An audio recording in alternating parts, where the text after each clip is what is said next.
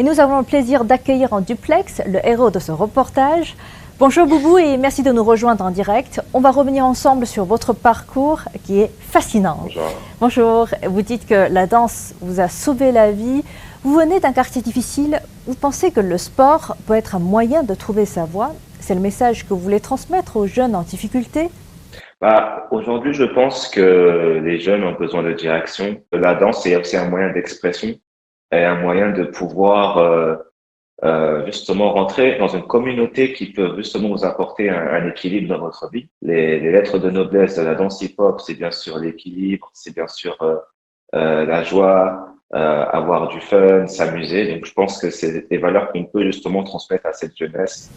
Une expression très particulière. Et comment avez-vous réagi quand vous avez su que ce sport allait devenir une discipline olympique? Je pense que quand on est jeune, on a toujours un petit peu regardé les Jeux Olympiques à la télé quand on était plus jeune, et on a toujours vu un petit peu cette compétition internationale comme peut-être le summum, l'excellence du sport. Donc voir que la culture hip-hop est représentée dans ce genre d'événements planétaires et que maintenant beaucoup de personnes pensent que le hip-hop est aussi quelque chose qui est ouvert à tous et que tout le monde peut pratiquer ce sport qui est maintenant international et reconnu dans le monde entier. Justement, un sport qui est pratiqué par tous. Vous dites que la scène de danse en Chine est plus ouverte qu'ailleurs. Et comment vous voyez ce sport se développer ici en Chine?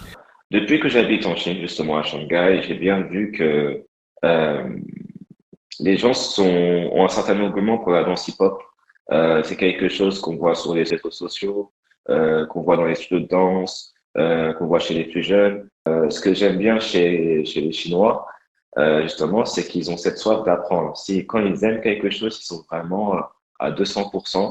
Et donc, des questions, plein de questions sur le sujet de la danse hip-hop, comment réussir à capter l'essence de cette danse et comprendre les différents mouvements qui les composent. Et ça, c'est des questions qui reviennent souvent. Et moi, ça fait plaisir parce que j'ai pas vu autant d'arguments pour la danse hip-hop depuis que je voyage. Et c'est quelque chose que je trouve d'assez beau, justement. Justement, je pense que beaucoup de jeunes Chinois rêveraient de pratiquer ce danse avec vous.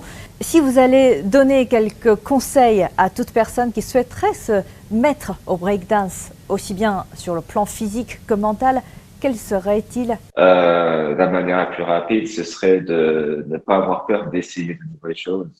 C'est vrai que ça peut faire peur de s'exprimer avec le corps, parce qu'on n'a pas forcément le contrôle nécessaire. Le seul conseil que je vous donnerais, c'est que c'est juste de la danse et c'est juste pour s'amuser. Et je pense qu'il n'y a pas meilleure manière de s'amuser que de danser avec ses amis, ses proches. Donc, sois à l'aise et puis il faut oser tenter aussi, c'est C'est ça? ça, faut tenter. Faut pas avoir peur de tenter, c'est le plus important. Parce que si vous ne tentez pas, vous ne saurez jamais.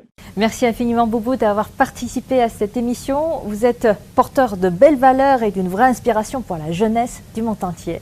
Et la preuve qu'on peut y arriver, peu importe son contexte familial ou social, à condition d'avoir un rêve, de se battre pour lui. Merci, c'est très gentil de votre part et je vous souhaite le meilleur. Et n'oubliez pas, la danse, c'est que du fun.